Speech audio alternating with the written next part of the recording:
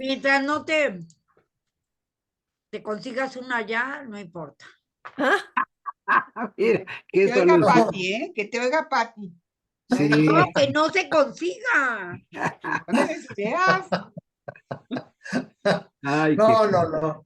No, ¿para qué? más gastos, no, ya no, paren. No, no. Oye, con una. Va va a tener que trabajar triple. No, ya no.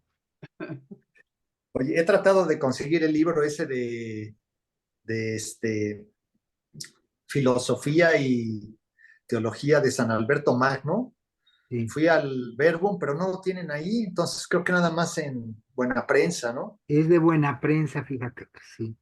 En las librerías de Sí, buena prensa. ¿Dónde es la buena prensa? Hay varias, pues en la colonia Roma, en todas las iglesias de los jesuitas, en la Sagrada Familia, y hay una buena prensa. Allá en el metro Revolución, sobre la avenida San Cosme Insurgentes, hay una librería de buena prensa. Yo lo compré en en esa Tlalpan. de en Tlalpan hay buena prensa. Tienen varias sucursales ellos. Oye, si lo pido Amazon, me lo mandarán Sí, por Amazon. yo creo que Sí, sí.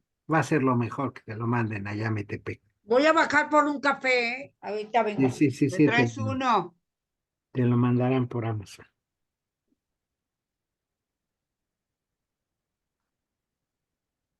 Sí, ¿Cómo pues yo, estás, Silvia? yo regresé de Guatemala, andaba en Guatemala. ¿qué tal te fue?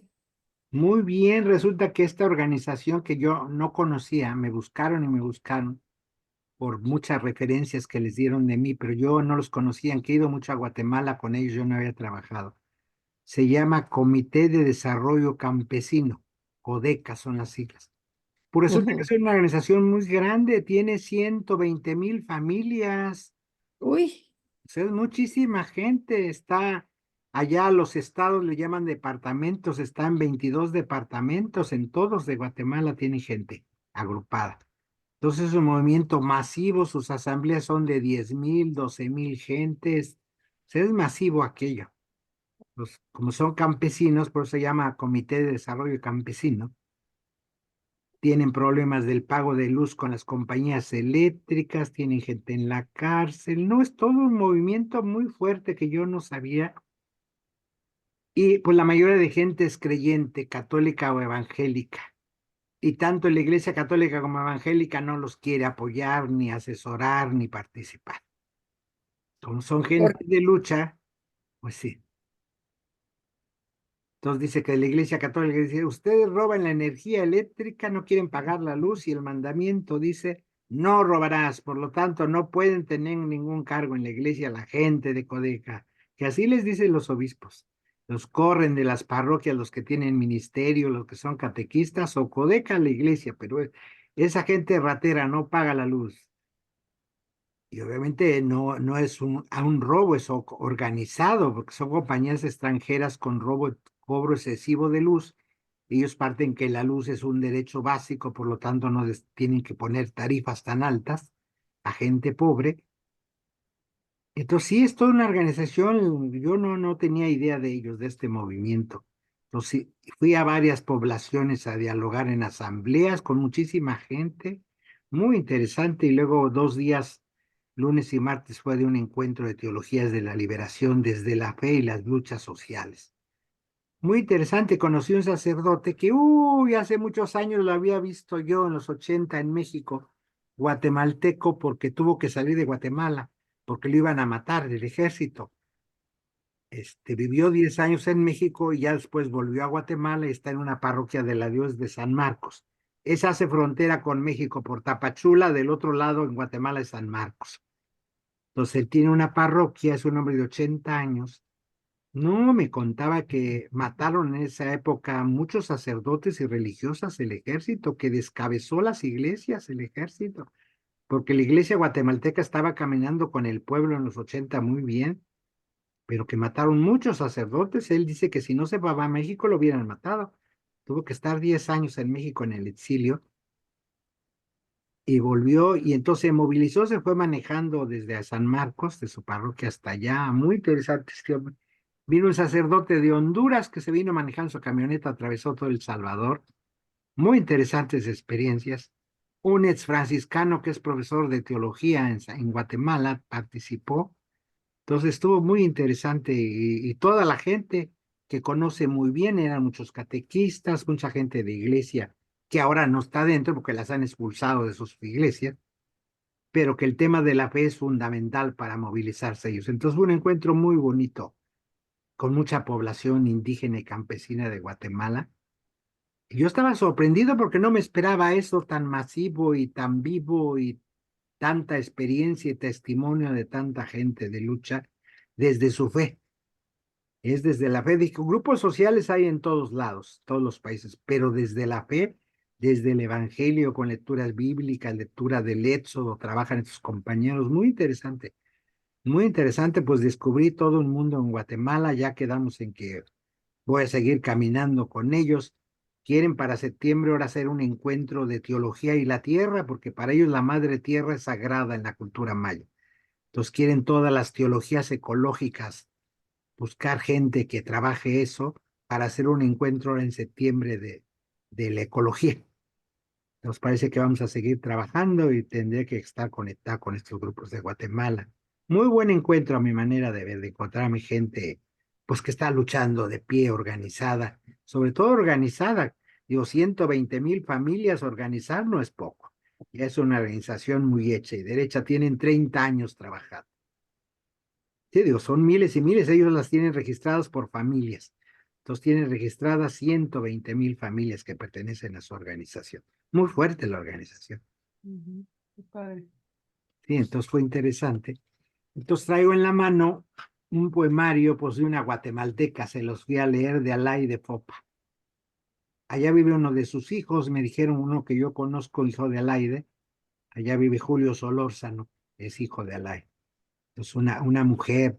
Luego me dijo, yo soy amiga, cuando me oyó a leer de Alay de Fopa, me dijo, yo soy amiga de su hijo de Julio, la queríamos mucho, Alay. Alay es esta feminista, poeta, intelectual guatemalteca que tuvo que salir al exilio a México porque le iban a matar. Y ya cuando pues quería ver a su mamá muy grande, y a pesar que eran de familias privilegiadas, la mamá tenía chofer en Antigua y todo. Regresa a ver a la mamá en 1979 y la bajan del coche de la mamá del ejército y la secuestran. Nomás regresó el carro con el chofer y es el que da testimonio que la bajó el ejército en Antigua, Guatemala, y nunca volvió a aparecer desde el 79. Fue mártir en Guatemala y a pesar que ya estaba en el exilio, pues volvió ese día, esas fechas a Guatemala y ya no regresó a México. Este poema se llama Las Palabras.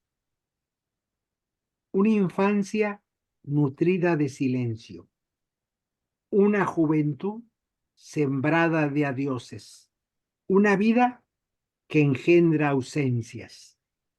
Solo de las palabras espero la última presencia. Casi todo lo espero de las palabras, sin saber siquiera lo que prometen, lo que me niegan, lo que está más allá del eco que despiertan. No sé si nacen en mis labios o alguien me las va dictando en un mudo lenguaje del que ignoro la clave. Una poesía nació esta mañana en el aire claro. Estaba distraída, se me fue de la mano. Quisiera decirlo todo con unas pocas palabras cotidianas y que al decir manzana vibrara en el aire frescos colores, sabores acidulados, equilibrios formales, memorias, símbolos. Pero hace falta la palabra si existe la manzana. Poesía con las palabras de todos los días. Pero cada palabra, al caer en agua quieta, ha de abrir esa rosa vibrante que se ensancha en lentas resonancias y no sabemos hasta dónde llega. No son las palabras las que hablan, dicen muy poco, engañan. Detrás de ellas, ¿acaso una voz escondida susurra alguna vez y con las mismas palabras conocidas nos asombra. Perfecta perla, redonda y dura, te he deseado tanto, limpia perla, palabra clara, y todavía guarda mi mano de tela. Es demasiado el canto. Una palabra bastaría, dicha en voz baja, una palabra que roce apenas la piel y deje leve huella en el tiempo.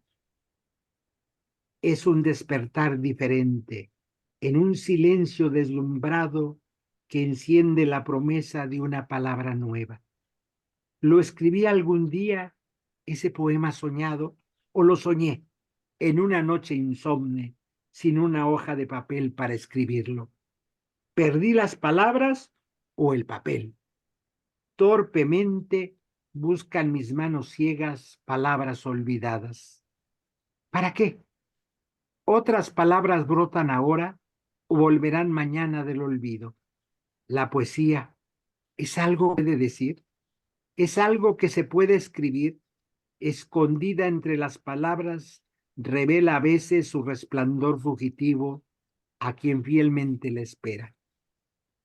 No he de perder este grano de sal, esta semilla, esta chispa de sol, este germen extraño, este polvo de oro entre mis dedos, esta nostalgia de lo que no ha sido, ese retoño secreto, esta palabra que trata de escribir una desconocida mano que hoy es quizá la mía, despojada día a día de todas mis vestiduras, reseca planta desnuda, en mi solitaria boca marchita florecerán todavía frescas palabras.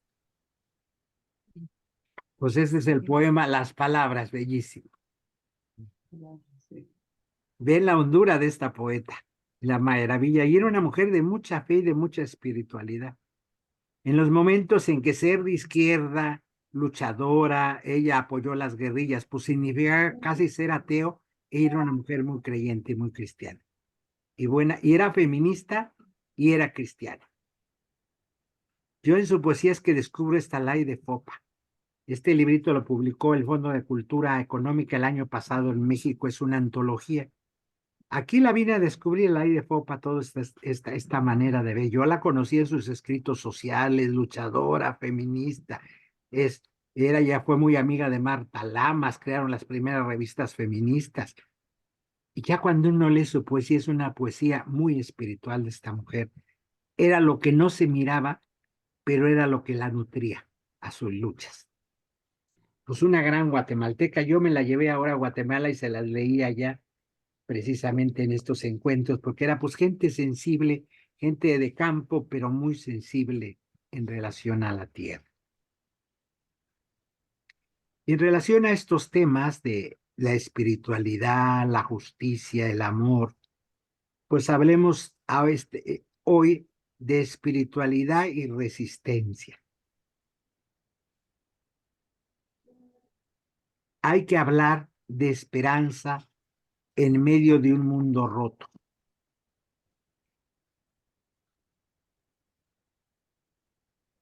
Hoy se interrelacionan distintas formas de violencia y hay que volver en las teologías, dejar hablar que hable la piel. Y las diferentes pieles, los diferentes colores, matices de pieles. Dejar hablar lo que hoy se llama en teología lo interseccional, que no es lo mismo ser hombre que ser mujer blanca que ser mujer indígena o ser mujer negra. Son diferentes. Y la piel de la madre tierra tan lastimada. Piel del pueblo despedazada, llena de remiendos. Y aquí hay que estar con el tejido de la piel todo roto. Con las cicatrices que nos han dejado, con las heridas de la vida que llevamos.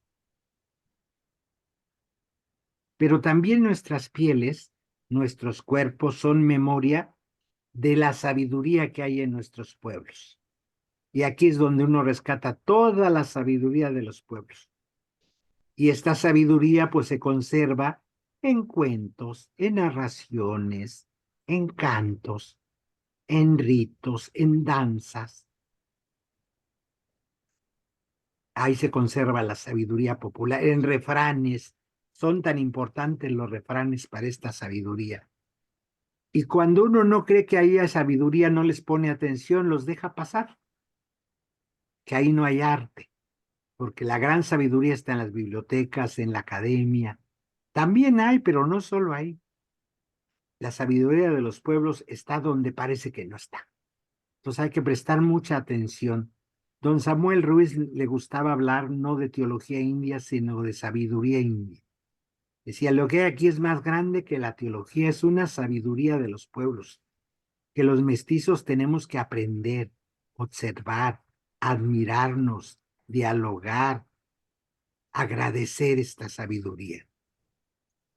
Y son sabidurías de resistencia de nuestros pueblos. Han resistido contra tantas cosas y están de pie y celebran. Era para que estuvieran deprimidos, tanta muerte, opresión, y son los que el día de la fiesta del pueblo echan cohetes y hacen pachanga y 3 días de fiesta, comida para todo el pueblo, y celebran. Nos admiramos. ¿Qué celebra esta gente? ¿De dónde le viene tanta alegría si ha sufrido tanto? Porque así han resistido, celebrando la vida. Y Por eso es tan bailan. fuerte y bastante, y bailan. Yo recuerdo en Chiapas, ahí iba yo, trepado en el cayuco, yo no sé nadar, entonces me ponían en, el cayuco es un tronco de árbol, le abren en medio y hacen una canoa, y la avientan, y me sentaban a la mitad, y atrás de mí trepaban la marimba. Y ahí vamos yo y la marimba cruzando, y luego ya se regresaba el cayuco por la demás gente. Primero mandaban a mí a la marimba, y vamos. Y ahí subíamos la montaña y atrás de mí los hombres iban cargando la marimba. Yo decía, bueno, ¿qué caso de ir cargando una marimba por los cerros y los ríos? ¿Para qué tanto? Llegábamos a la comunidad y si había acuerdo, tocaba la marimba y bailaban. Y si no había acuerdo, nos regresábamos sin tocar la marimba, pero la llevaban. Y yo no entendía al principio esta necesidad de celebrar la vida. Horas cargando en la montaña una marimba, trepada en un cayuco la marimba, cruzando ríos. Ahí está la resistencia de estos pueblos. Eso es una sabiduría ancestral. Eso les ha permitido respirar y pasar de una generación a otra. Hoy que se cumplen esos 30 años de resistencia de los pueblos de Chiapas, pues esta está la fiesta.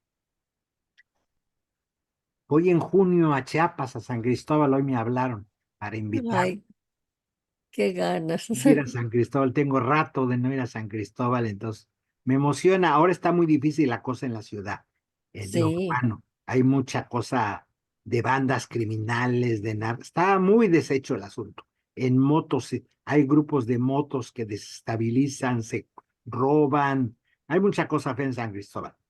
Pero de todos modos, aún así me alegra ir a un encuentro con mundo indígena chiapaneco. Hoy me hablaron en la mañana, ya dije que sí voy en junio a San Cristóbal. Entonces, en esta sabiduría de resistencia, va uno aprendiendo a cuidar la piel del cuerpo. Y la piel de nuestros pueblos es la piel del cosmos. Esto nos dice la espiritualidad. Todo está relacionado con todo. Es la piel del cosmos nuestros pueblos. El color de la piel tiene un valor social y un valor ético. Por el color de la piel, mucha gente sospecha que uno que no se es buena persona, pero se nos olvida que es la piel cósmica, la piel del mundo y en definitiva la piel del creador del cosmos, la piel de Dios. Esto hay en estas sabidurías.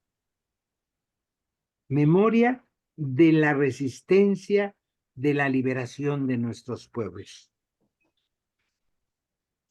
Los pueblos llenos de arrugas, pero están llenos de memoria y llenos de sabiduría. Esto es importante rescatar. Por eso me gustó mucho esta ida a Guatemala de encontrarme con muchos pueblos Y como era reflexión teológica, pues lo obligaban a uno. Primero, en la mañana dábamos como una iluminación de lo que llevábamos preparado en relación al tema. Luego tenían preguntas y tenían dividido en 12 grupos, se iban a sus grupos un par de horas a dialogar esas preguntas y dar respuestas. Y luego venía una plenaria y uno tenía que responder desde la teología a lo que planteaban los 12 grupos. Fue un trabajo muy interesante, participativo de todos. No solo iban a escuchar conferencias. Uno, a partir de lo que los pueblos decían, uno tenía que construir discurso teológico, dar como un resumen desde la teología que se respondía. Y luego preguntan, gente bien preguntona, alzaban y alzaban la mano y rondas, eso me dio mucho gusto. Hagan de cuenta como un megacurso con gente que tiene capacidad de dialogar y de aprender, donde menos esperas en el monte. No era universidad, no era escuela, pero es cuando te das cuenta que no tienen los prejuicios, preguntan muy ingenuos porque tienen necesidad de comprender y de saber y de entender. Es más bien el medio urbano el que nos mete dudas, pregunto, no pregunto, ¿qué van a pensar de mí? No, esta gente no se lo piensa, es inocentemente alza la mano y suelta cosas que a veces parecen muy sencillas, pero que son fundamento de otras cosas. Es, ya que le respondes desde tu mirada, dicen, es que eso lo pregunto porque entonces las cosas, y te echan un discurso largo que tiene que ver con lo primerito que preguntaban. Si eso es así, entonces lo que sigue es así asado. Era muy interesante. Esta es la sabiduría de los pueblos. Esto les ha dado resistencia, su parte sabia. Y en el mundo maya, pues se conserva la espiritualidad maya, la energía, todos los días tiene una energía diferente. La energía. Entonces te dicen, hoy es día tal, la energía es tal. Y tenemos que trabajar de esta manera porque la energía de este día nos ayuda. Eso está vivo, esa espiritualidad maya. Y era muy interesante como desde el mundo ritual, teológico y conectan con la teología cristiana. Con una esperanza inquebrantable para un futuro digno de todos y de todas. Entonces, en una espiritualidad de la resistencia, un primer puntito que hay que plantear es, somos sujetos que esgrimen esperanza. Es el primer punto que yo plantearía. Sujetos que esgrimen esperanza. Una espiritualidad de la derrota, de la crisis, del oscuro, de la sola depresión, de llorar. Esto no quiere decir que no hay que ver la realidad es dura, pero hay que encontrar en medio de esa dureza la esperanza. Nunca hay que perder desde la teología. La teología es para esgrimir esperanza. Ya la realidad es dura. No podemos no esgrimir esperanza. Uno tiene que llevar siempre desde la teología palabra de esperanza. Atreverse a ver. Hay que despertar la capacidad de ver. Ver más allá de lo que miran tus ojos. Ver esperanza en la población, en un abrazo, en un encuentro.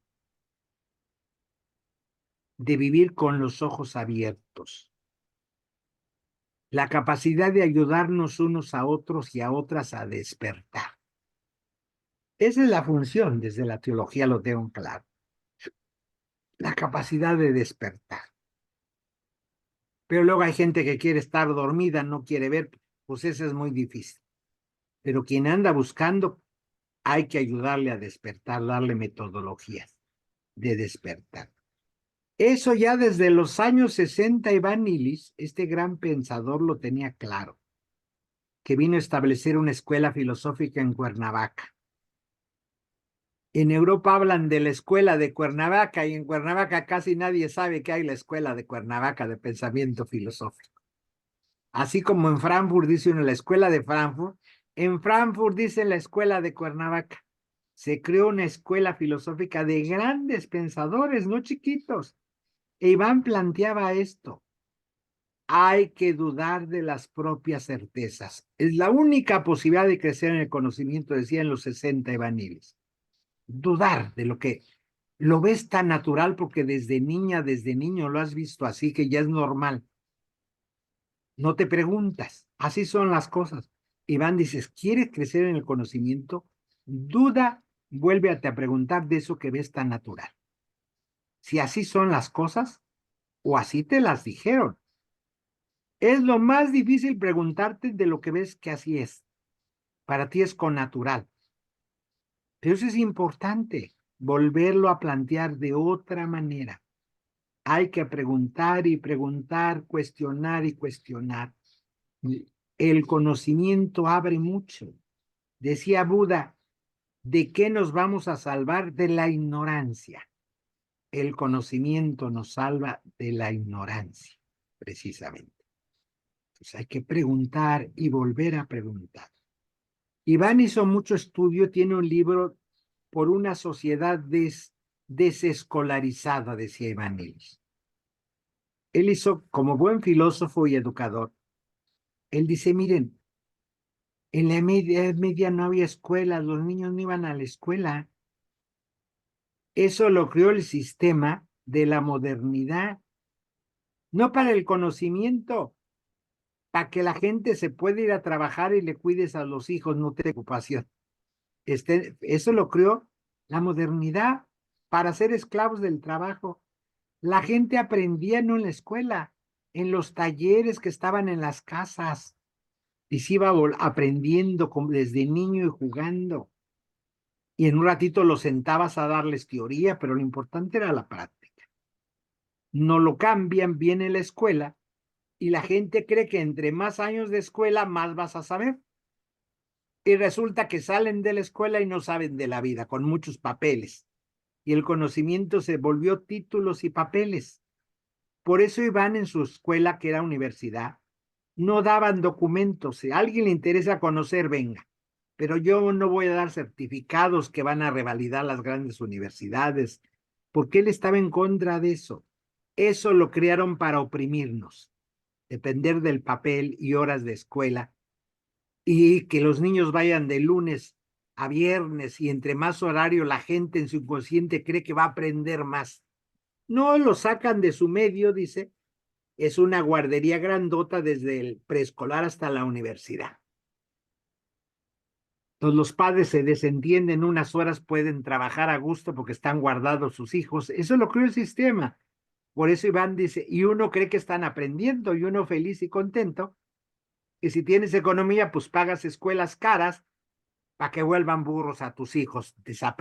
Dice, llévatelos contigo, que aprendan, que miren el campo en una granja. Entonces él tenía estos otros modelos, claro que las instituciones lo combatieron muchísimo. Después él trabajó el asunto de unas medicinas alternativas, hizo una crítica tremenda al sistema de salud como lo tenemos, porque aunque era un gran pensador, pensaba las cosas de fondo y empezaba a dar conferencias que terminaban en libros. Mucho del desastre actual lo publicó en los 60 en libros Iván Illich. Lo vio venir, estas crisis de la tierra y todo, la máquina y todo esto. Fue un gran pensador porque fue un hombre de esperanza.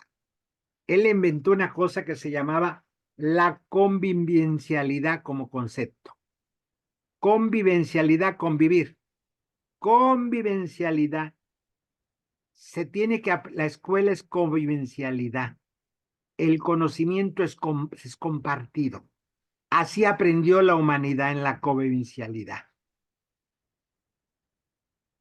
La escuela no tiene que ser un salón cerrado, aburrido. Comiendo y bebiendo se puede aprender de la vida. Intergeneracional. Una generación aprende de la otra. La mejor escuela, decía Iván, donde no hay edades, donde los viejos son parte del proceso de educación de los niños y las niñas. Es intergeneracional el conocimiento. Y él tenía esa categoría central, la convivencialidad.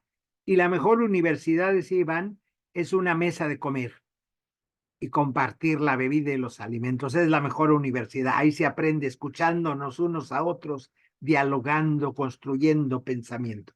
Por eso él, lo que había en Sidoc, en este centro que él creó, pues eran mesas en torno a la cual gente tomaba café, tomaba vino y discutía grandes ideas varias horas, y después comían, y jardines que salían a discutir.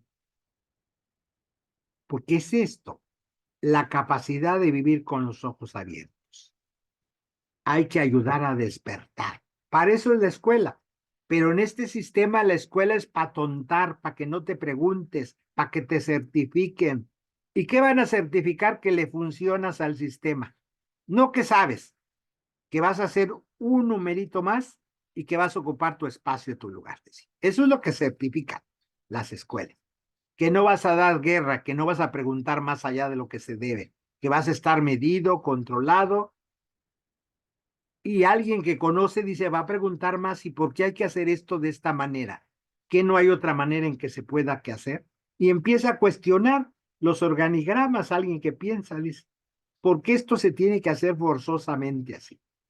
Y a lo mejor sí, pero te lo van a explicar. Porque la experiencia nos dice que si se hace de otra manera, ya te lo explican, pero entonces ya te dan razones. No es porque la autoridad lo manda, porque hay experiencia que hemos probado de otra manera y no funciona. Pero aquí no, el sistema es porque así debe ser. Y usted apréndalo así. ¿Por qué? ¿Quién sabe? Pero así es el esquema. Entonces Iván fue muy cuestionador. Iván, como buen, pues él había sido monseñor en la Iglesia Católica. Era sacerdote, buen filósofo, buen teólogo. Entonces cuestiona todo esto y pregunta mucho, buen preguntador. Iván sigue siendo un reto y un referente. Y por eso con Iván vinieron muchos intelectuales de esta manera de pensar, preguntones del mundo. Llegó muchísima gente a México, de Europa, de Canadá, grandes figurones que vinieron a pensar, a compartir. Algunos se vinieron 6 meses, otros vinieron 4 años, otros se quedaron a vivir en medio de nosotros. Otros han fallecido por acá porque desde acá aprendieron estas tierras y compartir. Porque era un gran pensador. ¿Pertenecía a alguna orden? ¿Era de tu orden? No, él era diocesano. Era de la diócesis. Él sabía muchas lenguas, tenía muchos conocimientos. Él llegó a vivir, como ya empezó a tener problemas con su manera de pensar, era muy amigo del que en ese momento era cardenal de Nueva York, el arzobispo de Nueva York, y se lo trajeron a la arquidiócesis de Nueva York. Y ella aprendió español con los puertorriqueños en Nueva York. Después, cuando ya está el concilio, todavía va a empezar el concilio, Iván plantea cosas antes del concilio. El arzobispo de Nueva York le empieza a dar miedo porque lo empiezan a cuestionar cómo tiene ese sacerdote tan diferente al resto del clero. Entonces, para evitarle más problemas a su amigo que lo acogió, se va unos años a Puerto Rico como sacerdote y profesor a la Universidad de los Dominicos a Bayamón. Ya va a venir el concilio y entonces conoce al obispo de Cuernavaca, él estando en Puerto Rico, don Sergio Méndez Arceo. Y don Méndez Arceo, ni tardo ni perezoso, le dice, véngase a mi diócesis de Cuernavaca, gente como usted necesitamos para construir iglesia, que nos ayude a pensar, a educar el clero, a los católicos de otra manera. Y entonces Iván acepta venir a la diócesis de Cuernavaca, pero no solo como sacerdote.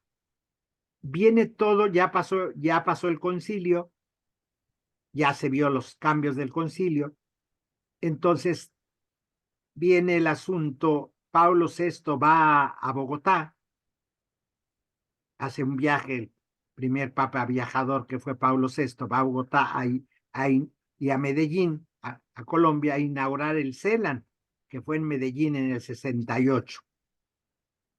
Primera vez el Papa viaja y su primer viaje es a Bogotá, a Colombia. Y entonces ahí dice Pablo VI a las iglesias del primer mundo les pide que envíen misioneros al tercer mundo para cerrar la brecha del subdesarrollo. Acuérdense toda la teoría gringa del subdesarrollo. Los países desarrollados nos tienen que ayudar a los del tercer mundo a desarrollarnos. Entonces dice, las iglesias del primer mundo tienen que apoyar a las del tercer mundo enviando misioneros. Entonces Iván y se alerta. Dice, esto es una nueva culturización de América Latina. Ahora nos van a mandar europeos y gente del primer mundo, de Canadá, de Estados Unidos, no evangelizar, a europeizar esto otra vez, la cultura. Esto es la colonia, la segunda Otra colonia. Otra colonia, Iván lo vio venir.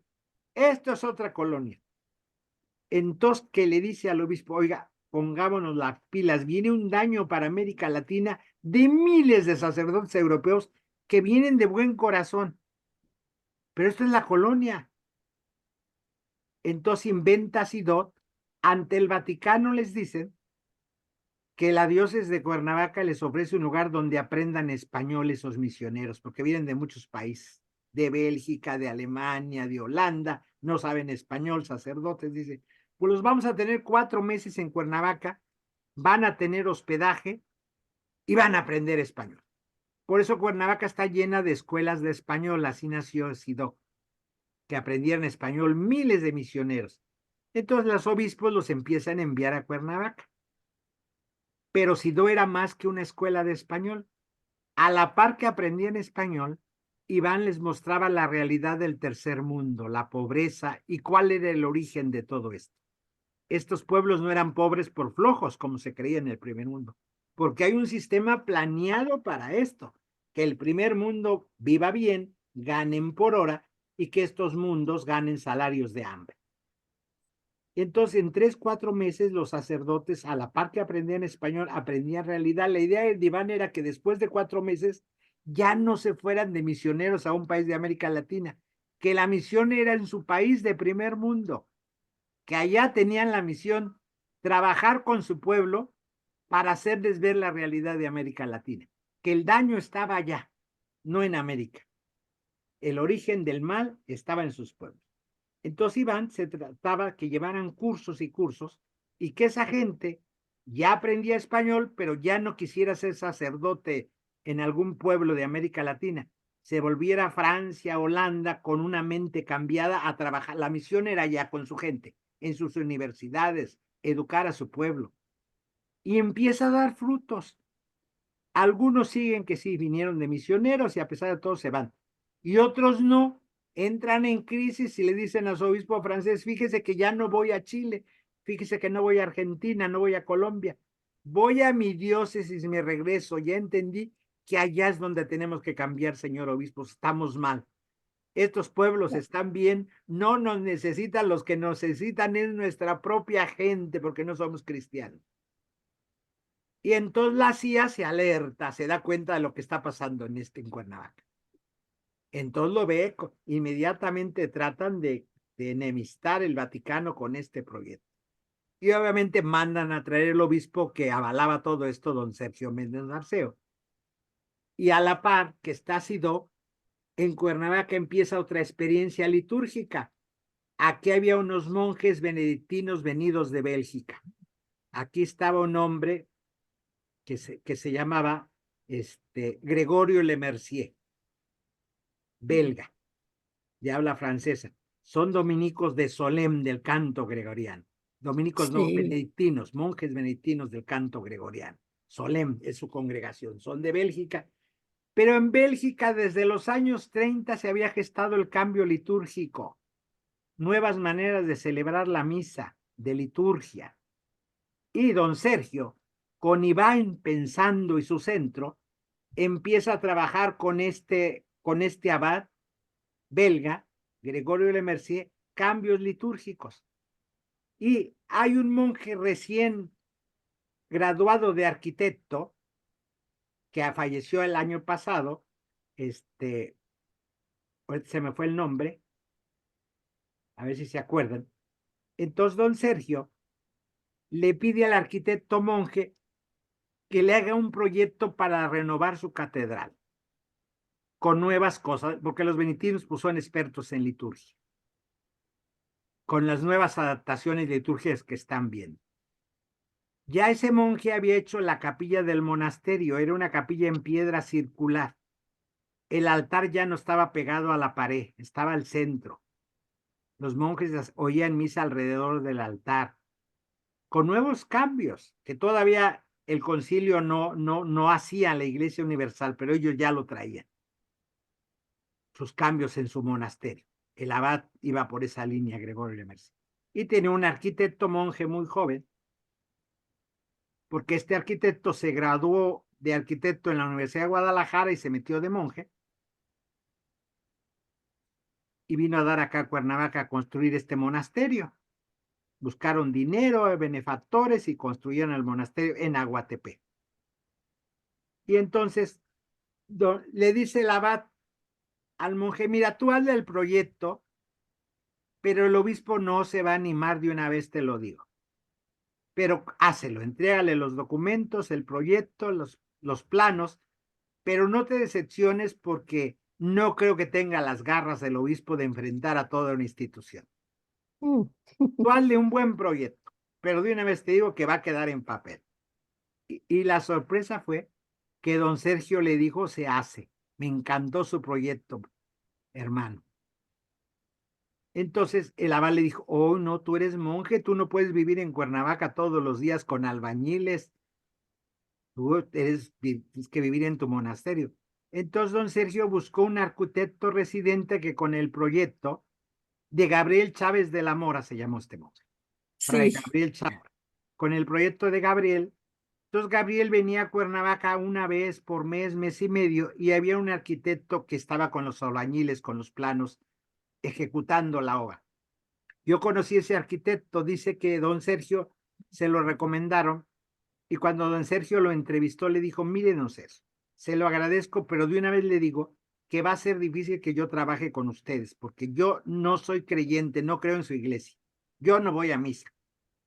Y dice don Sergio, me se echó a reír y me dijo, mire, yo no ando buscando curas tengo muchos en la catedral, ando buscando arquitecto y me dijeron que usted era buen arquitecto, así que no ando, si tiene fe o no tiene, ese es su problema. Yo quiero un buen arquitecto y usted me lo recomendaron.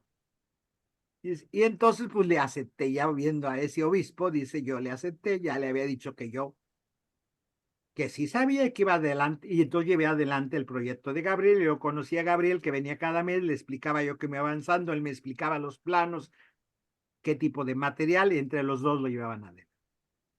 Pero a la par ese monasterio empezó Gabriel Le Mercier, trajo a dos psicoanalistas, un hombre y una mujer argentinos, y entró la comunidad en psicoanálisis comunitario, tenían sesiones de psicoanálisis comunitario. Entonces, por un lado tiene el asunto don Sergio que avala y él protege de Van Illis con todo este centro de Sidó, y por otro lado tiene este monasterio que le renueva la catedral. Entonces don Sergio pregunta a la congregación de la liturgia de Roma, ¿qué entienden por altar? Porque la norma decía que el sacerdote tenía que celebrar misa de cara al altar. Entonces don Sergio pregunta a Roma, ¿qué entienden por altar? Porque la norma dice de cara al altar. Entonces Roma le responde por escrito, que pidió la respuesta. El altar es la cruz.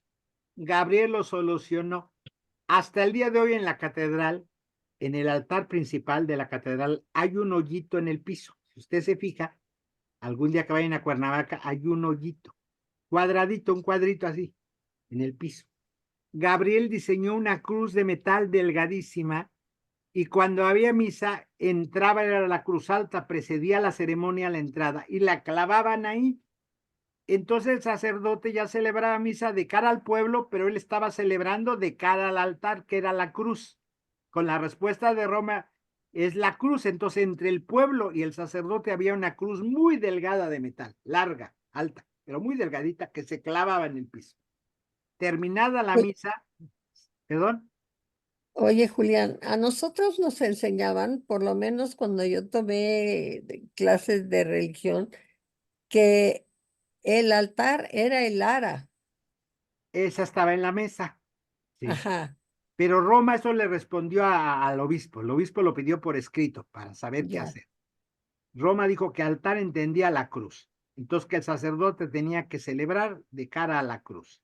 Es lo que respuesta de la congregación de la liturgia romana. Ah, Entonces con mira. eso, pues ya el creativo Gabriel inventó esa cruz delgadita y se plantaba durante la misa nomás. Al terminar la misa se sacaba y ya se iba a la procesión y se la llevaba, no estaba. Luego preguntó, ¿quién tenía que celebrar en latín? Le dijeron que el sacerdote. Entonces, ya celebraba de cara al pueblo y el sacerdote no le dieron micrófono. Decía la misa en latín, en una iglesia tan grande, pues nadie lo oía. Y un monje benedictino con micrófono en uno de los zambones traducía al español la misa. Y ese monje no era sacerdote, no celebraba misa. El sacerdote la celebraba en latín, sin micrófono. Entonces, vean un obispo hábil, cumplía con la norma, el sacerdote la celebraba en latín, el texto no decía que no se podía traducir por unos sacerdotes. Había un monje enhabitado de negro, benedictino, con micrófono, diciendo la misa en español. Y entonces se adelantó, fue la primera del mundo que se celebró antes del concilio de cara al pueblo y en español. El concilio después lo ordenó para todo el mundo, que eso se hiciera, pero aquí en Cuernavaca ya se hacía. Y entonces le ordenan que paren el psicoanálisis, que no puede estar una comunidad en psicoanálisis, que eso es anticristiano, que no es creyente. Gregorio Le Mercier lo renuncian de Abad por orden del Vaticano, don Sergio lo defendió, luchó, pero fue muy duro el Vaticano. Se cierra Sidó también a la par, con todo este proyecto de Iván Lillis se sale de la iglesia como sacerdote, Gregorio Le Mercier también dejan el ministerio, y viene toda la crisis que conocemos. Pero esto es muy importante porque sientan precedente de pensamiento. Es toda una época, los 60, de mucho florecimiento, con un obispo importantísimo como fue don Sergio Méndez Arceo, que fue un obispo que pudo ver el futuro. Ahora don Sergio era doctor en historia, por eso tenía esta perspectiva histórica, tenía otros saberes que le ayudaban a ver de lejos, un hombre muy inteligente. Hay que ver dónde y cómo aparecen las señales de la esperanza. Esto que les acabo de contar es a un obispo que pudo ver las señales de la esperanza. Ya venía un cambio, un concilio, pudo ver. Esto hay que mirar. La espiritualidad te sirve para ver las señales de la esperanza. Te vas adelantando lo que ya viene gestándose. Y el concilio se venía gestando desde los años 30. Los dominicos de París tenían una revistita en los años 30 que se llamaba La Iglesia de los Pobres, en los 30 de París. No era Teología de Liberación de Latinoamérica, en París. El método de las comunidades eclesiales de base América Latina salió del movimiento obrero de Bélgica. Ver, juzgar y actuar de los años 30. Ya se venía gestando. En América se va a desarrollar algo que ya venía de rato desde los años 30. Se gesta en los 60, tuvo 30 años de gestación, o sea, no sale de la nada. Esta gente era gente espiritual, pudo ver señales de esperanza. El Papa Juan XXIII, todavía no había tele, era el radio, da un radiomensaje convocando al concilio, lo hace por el radio, se entera el mundo que va a haber un concilio. Y dice, queremos un concilio que lleve adelante la iglesia de los pobres en el radiomensaje. El Papa Juan XXIII. Convoca al concilio, se muere el Papa y ya el concilio se olvidó de la palabra pobres. Viene Pablo VI, que no tenía esta mirada de los pobres, pero el primero que señala la iglesia de los pobres es en la radio, Juan XXIII. Por eso cuando vendrán los curas y obispos de América dijeron, estamos obedeciendo al Papa. Es el Papa que convocó a la iglesia de los pobres. Porque así se llamaba la revista de los dominicos de París, la iglesia de los pobres, precisamente. Entonces, es esto, la espiritualidad te hace ver señales de esperanza. Te adelantas. Todo lo que se gestó ya venía gestándose. Los obispos latinoamericanos van al concilio y allá se habla de Europa, del primer mundo, cómo modernizar, pero nosotros no aparecemos en las preocupaciones de esa iglesia. ni África, ni Asia, todo es Europa, mundo moderno. Entonces, obviamente, con todo esto que se viene gestando, algunos son hombres de esperanza, va don Sergio Méndez Arceo, va don Samuel Ruiz al concilio, van muchos de América Latina que después fueron grandes profetas a ese concilio. Allá no mucho pueden hablar porque es asunto más eurocéntrico, y regresan del concilio, y entonces se gesta el CELAN, la Conferencia del Episcopado Latinoamericano. Y viene la reunión a la que viene Paulo VI a Medellín, Colombia, en el 68. Y allá van todos los obispos de América Latina.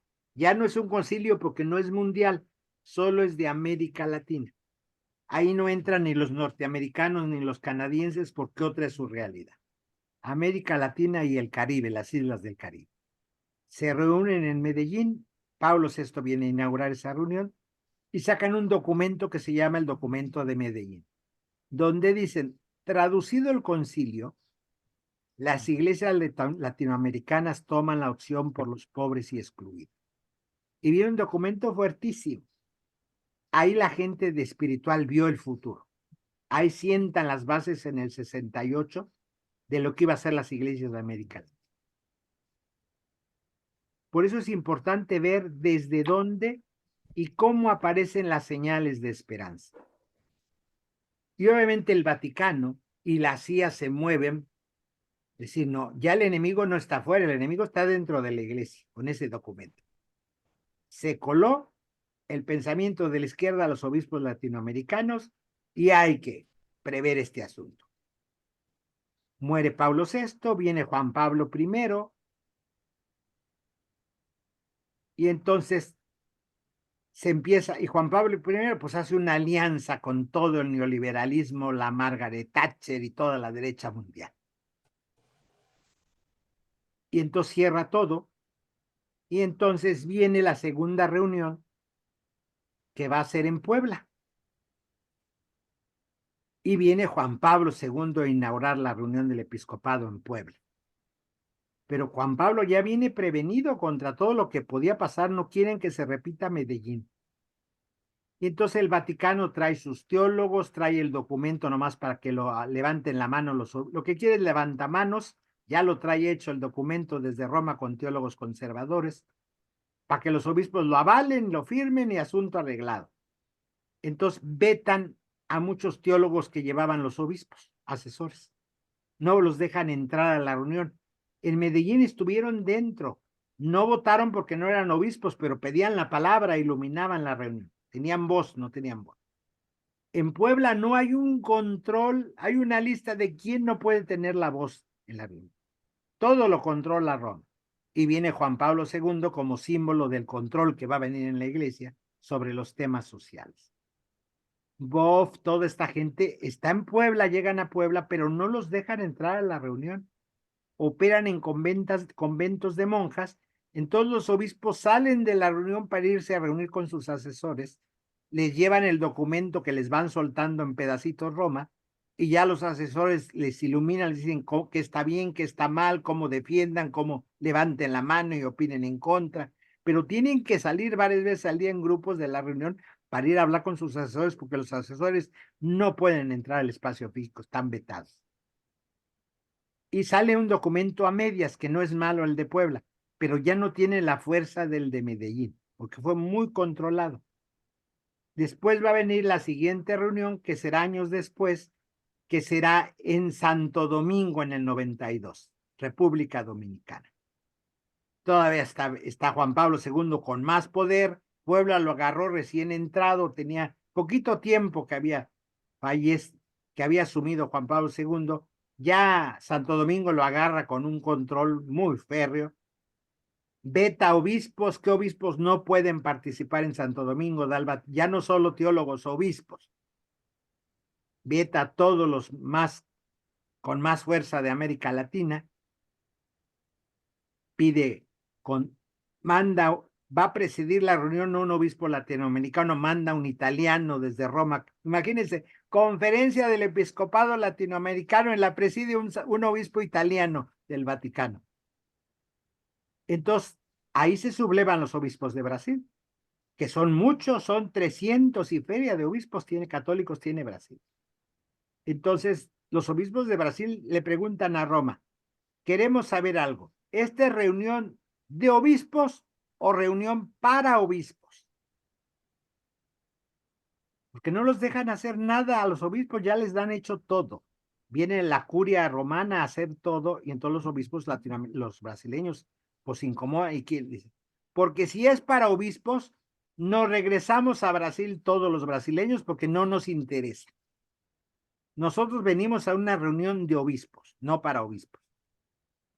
Porque les traían los conferencistas desde Roma, nadie de América Latina hablaba ahí. Por eso la consulta fue, a ver, que nos aclare Roma. A nosotros nos citaron una reunión de obispos. Se supone que nosotros tenemos que hacer todo. Construir el documento desde adentro, consensos. Pero esto es una reunión para obispos. Entonces Roma tiene que ceder algo porque se le van a ir en pleno los obispos. Hubiera sido una crisis tremenda que se retiraran de la unión todo el episcopado.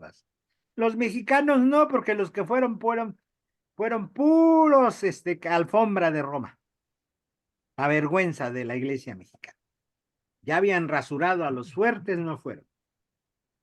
Y sale un documento muy, el de Santo Domingo. Hacen una misa donde van a pedir perdón a los pueblos de América Latina por la conquista. Y es en la Catedral de Santo Domingo. Y el cardenal de Santo Domingo dice que no, que la Iglesia Católica no tiene que pedir perdón, que le trajo a Cristo, que trajo la salvación, de eso no se pide perdón.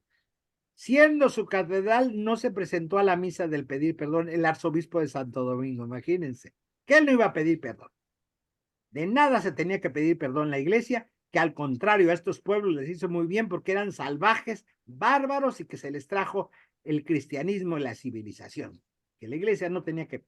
Pero la conferencia sí, en un acto pidió perdón a los pueblos originarios por toda la muerte y todo lo que se hizo. Eso fue en el 92, en Santo Domingo. Pero como símbolo, el arzobispo de esa catedral no se presentó a la misa. Y lo dijo públicamente que no iba a ir porque él no tenía que pedir perdón, que la iglesia hizo mucho bien. Yo una vez lo conocí, vestía de general, porque era general del ejército de República Dominicana, no vestía de cardenal, y racista, detestaba a los negros. Imaginen Santo Domingo, el cardenal racista. Pura gente blanca quería a su alrededor, y le mandó poner aire acondicionado a la catedral. El gasto que era en energía, una catedral del 16 grande de Santo Domingo, con aire acondicionado, porque el señor no le gustaba el calor. O sea, una fichita racista, ya no es actualmente el cardenal, ya acabó por edad, pero en esos años, en 92, ese personaje era el arzobispo de Santo Domingo. Después viene la reunión de Aparecida en Brasil. Oye, Julián, Sí. una pregunta. Bueno, pregunta y comentario. Cuando se vetan a los obispos en Puebla y después la siguiente reunión con Juan Pablo II, el que estaba atrás de eso era Ratzinger, ¿no? Claro, porque Ratzinger es el prefecto de la doctrina de la fe.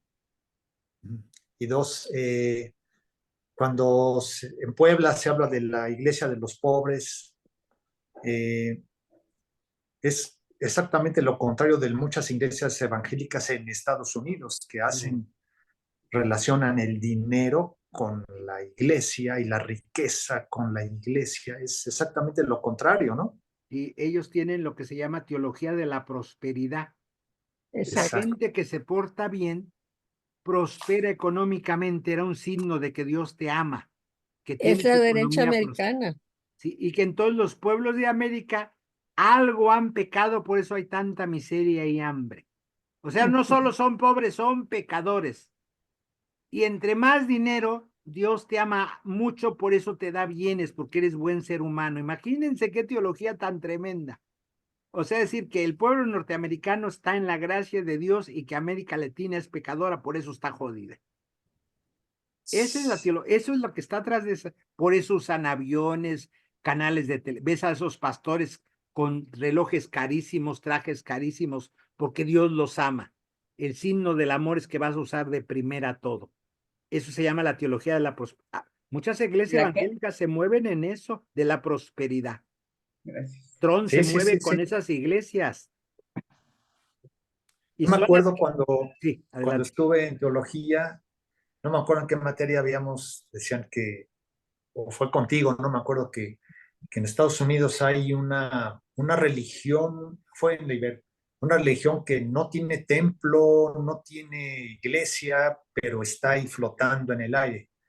Y sus símbolos son el dólar, donde dice In God we trust, y el presidente God Save America. Y esta es parte de la conciencia, ¿cómo se llama? Colectiva del americano. Sí, sí. Y de hecho esas Tremendo iglesias todo eso. se están moviendo para que regrese Trump a la presidencia. Se están moviendo todo ese voto de esas iglesias.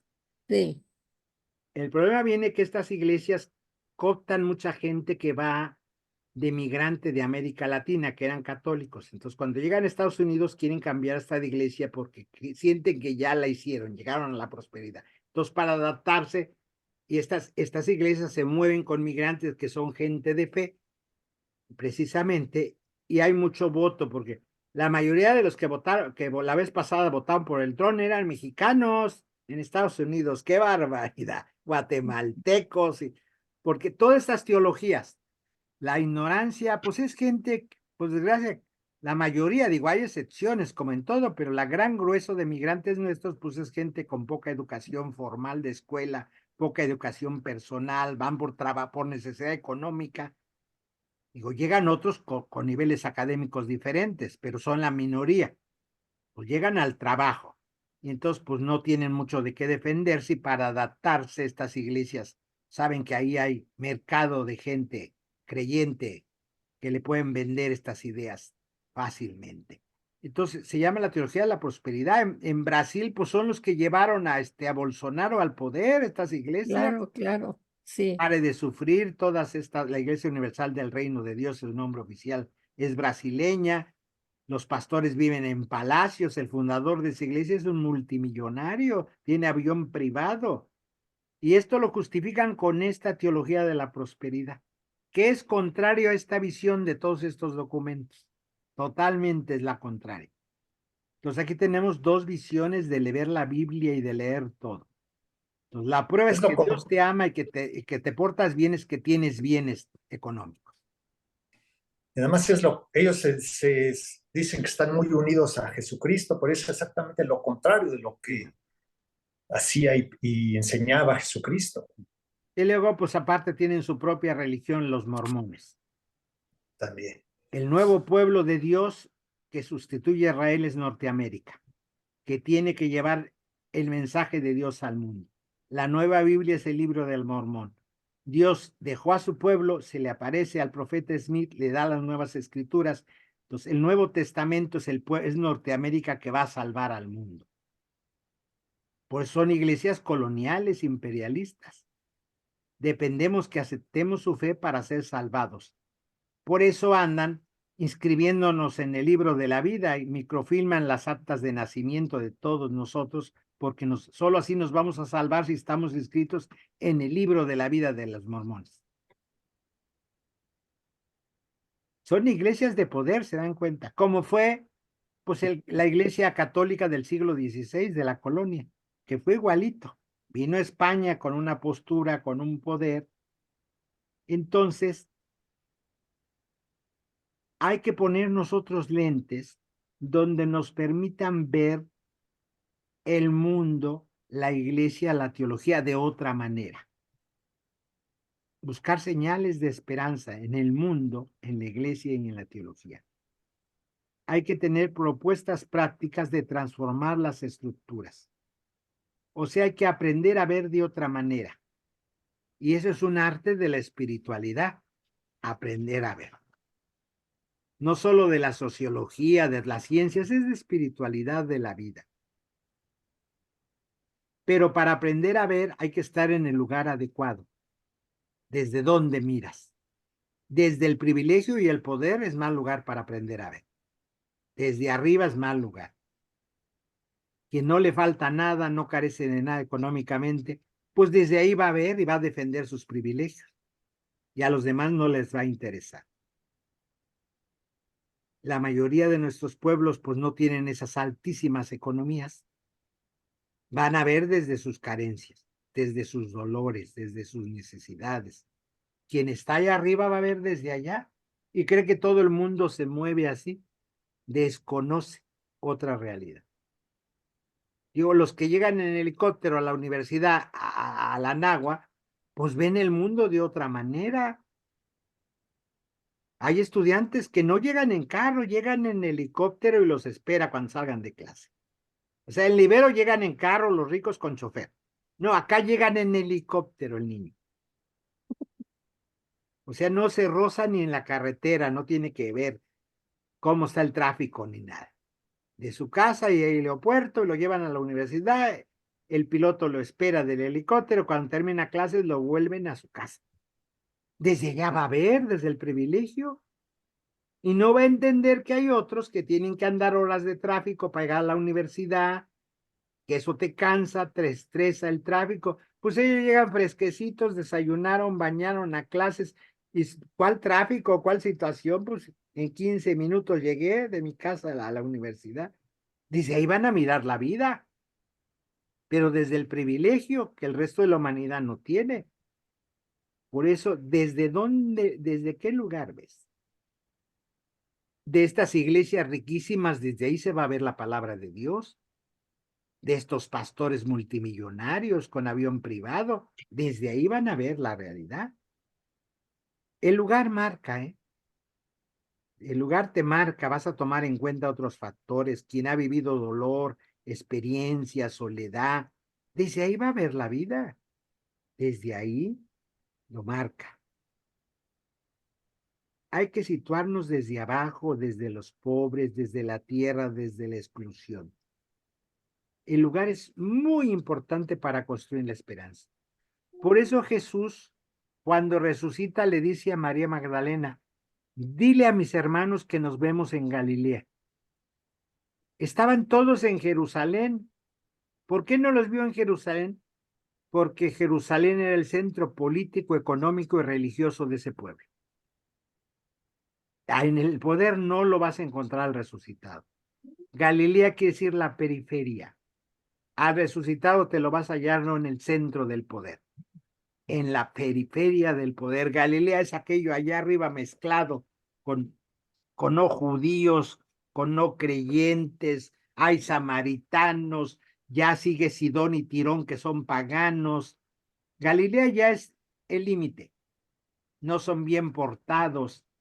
Jesús es Galileo, todas las mujeres y los hombres que vienen con él son galileos.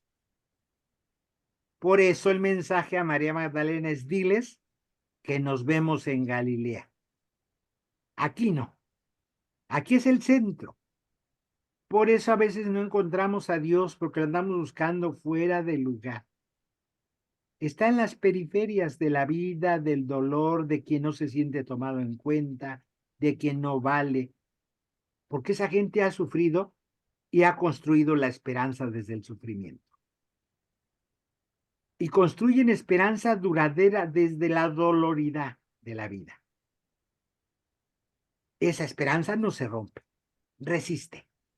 Esa esperanza creada desde la... Hay esta categoría hoy en las teologías nuevas, doloridad. Desde el dolor puedo abrazar a gente que ha sufrido. Otros sufrimientos no los míos, pero sé exactamente qué. Desde mis propios dolores. No desde el privilegio, desde la, todo el mundo es bonito. Desde allá no, es desde la doloridad. Por eso el lugar es fundamental para la esperanza. Y resulta que la gente que menos tiene es la que más espera. Nuestros pueblos por eso celebran la vida con grandes fiestas. Y si bueno, esta gente echa la casa, no tiene por qué ser tiene todo el pueblo a comer 3 días de fiesta.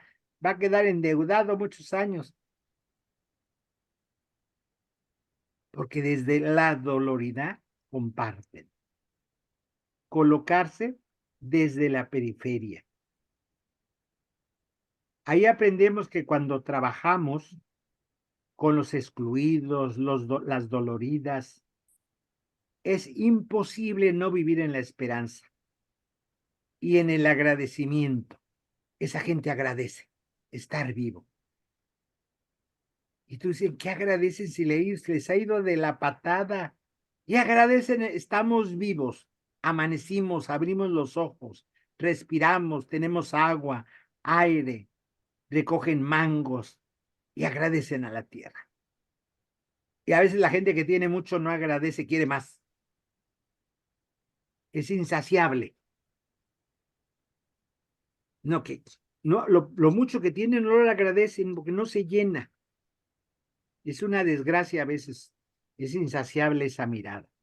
Y a veces el que tiene poquito agradece. No estoy diciendo que entonces es don de Dios tener poquito.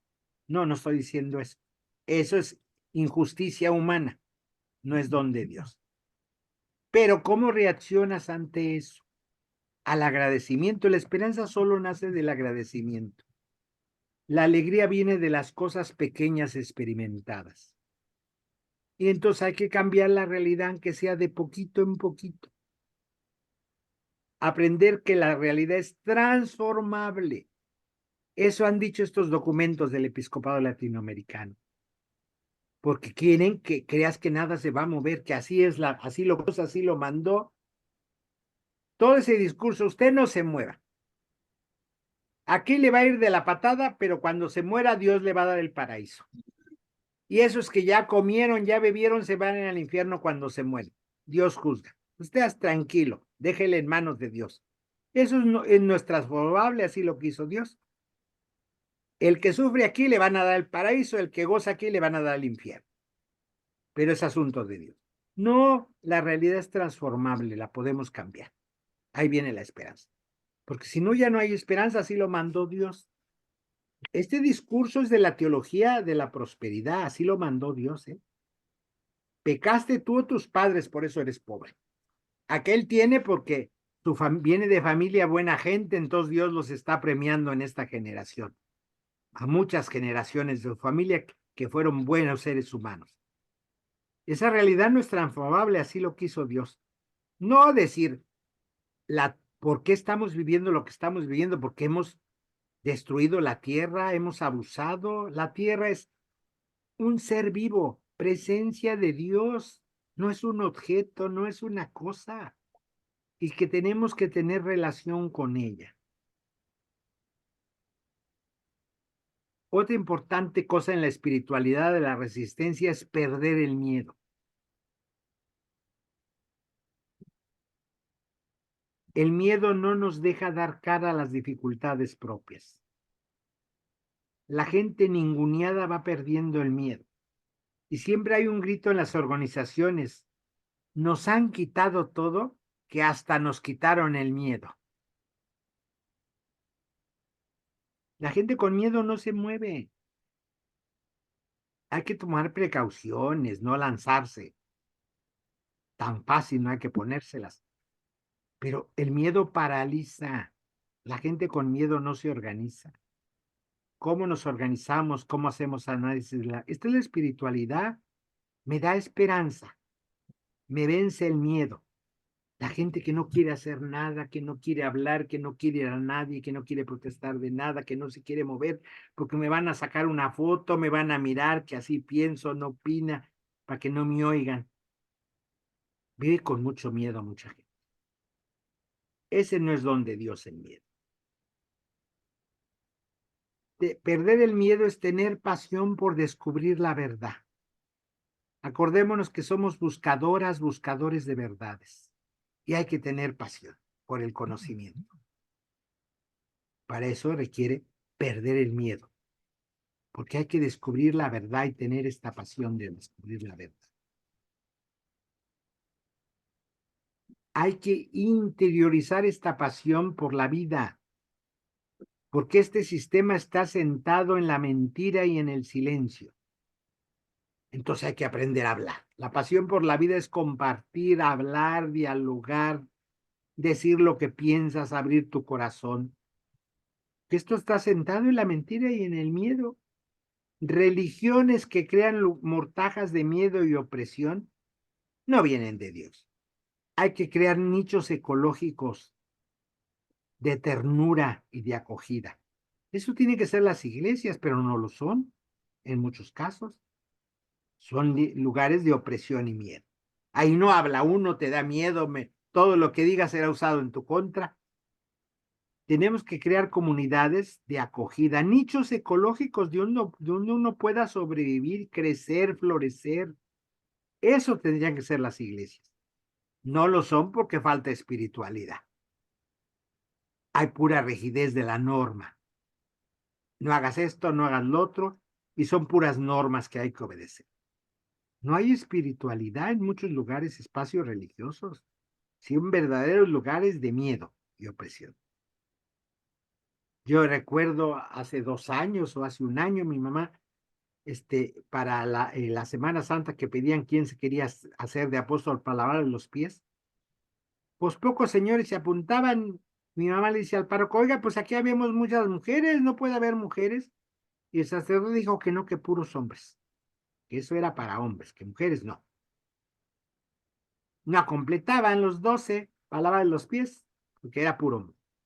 Y este año el Papa fue y le lavó en una cárcel a 12 mujeres los pies. Bonito signo de esperanza. Se fue a una cárcel de mujeres, pues ahí no había hombres, le lavó a 12 mujeres. Y no se anduvo con que eran hombres y todo este tipo de cosas. Y exclusión. Somos seres humanos. Entonces sí, no hay que guardar silencio, hay que buscar la verdad. Y esto implica preguntarte. Aunque sea el texto sagrado, hay que hacerle preguntas. Preguntarte a la vida. Esto es una espiritualidad de la resistencia a ser preguntón y preguntón. Buscar, leer, indagar por aquí, por allá, una lectura, un artículo, una conferencia, una película, un video, como lo que mandó Fernando hace rato, lo vi el videíto de lo de Israel. ¡Qué terrible! Esa Sí. realidad terrible es. Y eso está pasando, en Israel. Hay pueblos que arriba vive la colonia judía y abajo está el mercado palestino y avientan la basura, vacían así. Entonces ya hay calles donde está con tela de alambre de gallina y uno dice, ¿por qué están como enrejados? Para que no caiga la basura, porque abajo está un mercado palestino y los de los edificios de arriba botan por la ventana la basura para que les caiga a los del mercado. O sea, es una ingratitud. Es horrible, horrible. Increíble. Acaban de votar los países para admitir miembro de la ONU a Palestina y Estados Unidos lo vetó. ¿Cómo es posible que tenga más poder un solo país que 100 países? La ONU está mal, se tiene que construir bajo otra democracia. ¿Cómo un solo país? Eso no es democrático. Dice Estados Unidos que ya no lo admitieron por el veto de Estados Unidos. Eso entiendo después de la Segunda Guerra Mundial, pero ya en el siglo XXI que sigan con esos vetos, como nació la ONU. Este es un ejemplo de que la ONU tiene que cambiar sus sistemas porque el mundo ya no es el de 1945. No podemos seguir con esos sistemas donde 5 países tengan derecho de veto. El mundo puede votar por otro lado y con uno de esos países lo detiene. Y entonces México insistió porque es país invitado, no es miembro de pleno derecho de la ONU Palestina. Y estas barbaridades. Ahora, ¿por qué la gente más religiosa de Israel está en contra de lo que hace su gobierno? Porque lee las escrituras. Israel no puede tener ese comportamiento con los extranjeros, con los pobres, con el huérfano y la viuda. Los rabinos, por eso antier, ¿qué día sacaron a golpes de una sinagoga de Jerusalén el ejército judío a judíos religiosos?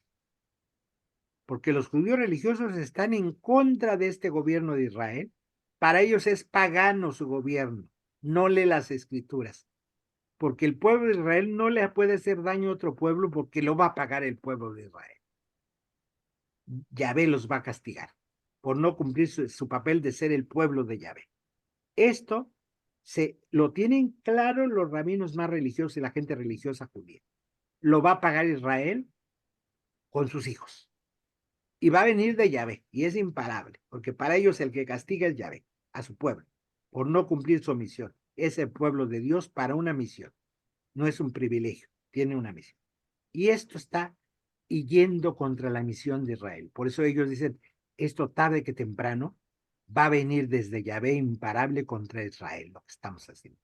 Por eso es que protestan ellos, precisamente, en contra de ellos, de esto. Porque tienen esperanza, es decir, ¿cómo van a parar esto? Pues de otra manera. Otro puntito de la espiritualidad de la resistencia en el que hay que meditar. Hay que saber ver en medio de la oscuridad. No hay que esperar la luz, no llega. La luz plena, ver clarísimo. Ivonne Guevara insiste. Uno mira como luciérnagas, lucecitas pequeñas, rapidito y se apagan. No hay claridad. La gente que espera para caminar claridad nunca va a caminar. Son lucecitas de luciérnagas. La espiritualidad es saber ver en medio de la oscuridad. Intuyes, sabes que es por ahí. No tienes claridad. Hildegarda de Bingen a los 80 años dice, nunca he estado segura de nada. Y ha caminado por esas intuiciones. Es por aquí. Eso es saber ver en la oscuridad. Esto te lo da la espiritualidad.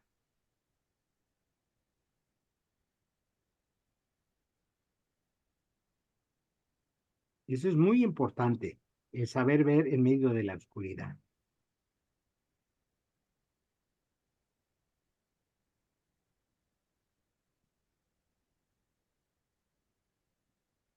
La espiritualidad supone desarrollar esta capacidad. Atrevernos a cambiar la mirada, cambiar de perspectiva. Esto te da la espiritualidad. Ver desde otro lado. Eso es ver en medio de la oscuridad. Una gente no espiritual tiene claro, no, tú intuyes, ves signos, lo que se llama los signos de los tiempos. Hoy hay signos de los tiempos claros. La tierra necesita ser escuchada, tenemos que cambiar nuestra manera de producir y nuestra manera de consumir. No podemos seguir con este consumo igual. Tenemos que cambiar de modelos de energía. Son signos, la tierra está dando signos. Claro que llega un momento en que la tierra no leemos esos signos, pues vienen consecuencias más graves, pero el responsable es el humano que no puede mirar esto. Esto es ver en la oscuridad los signos de los tiempos. Dios habla, el Espíritu Santo, por medio de las personas, acontecimientos, es decir, es un tiempo de esperanza, es el tiempo de las mujeres. La Iglesia Católica no puede dejar no ver ese signo. El Espíritu Santo está insistiendo por aquí y por allá. No puede dejar, aquí no pasó nada, seguimos igual. No, por eso el sínodo de la sinodalidad se prolongó dura 4 años, porque algo tiene que pasar. La iglesia no puede quedar igual. Hay un signo muy fuerte. Hoy las mujeres toman importancia, dialogan más en público, reciben cargos, y en la Iglesia Católica, ¿qué va a pasar con las mujeres? No puede permanecer igual la situación, que no son tomadas en cuenta por el hecho de ser mujeres. Hay signos de los tiempos moviéndose muy fuerte. Los laicos, no hay que ser cura para tener fuerza en la iglesia. La teología se fue de los curas. Digo, hay gente como Fernando que estudia teología, les interesa eso. Antes no era de los curas. Estudiabas teología para que te ordenaran sacerdotes. Hoy hay mucha gente porque le interesa eso. Es muy importante eso para que esté en manos de los curas nomás.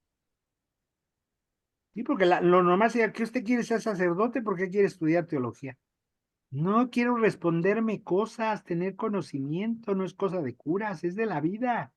Dios es muy importante. La divinidad, cualquiera podemos tener esos saberes. Hoy se abre, digo, hoy es un signo de los tiempos. Hoy mucha gente estudia teología no para ser sacerdote, ni le interesa ese ministerio, para clarificarse cosas en su propia vida y ayudar a otros a entender cosas. Ese es un signo de los tiempos. Antes no, ni se admitía en las escuelas de teología quien no era seminarista.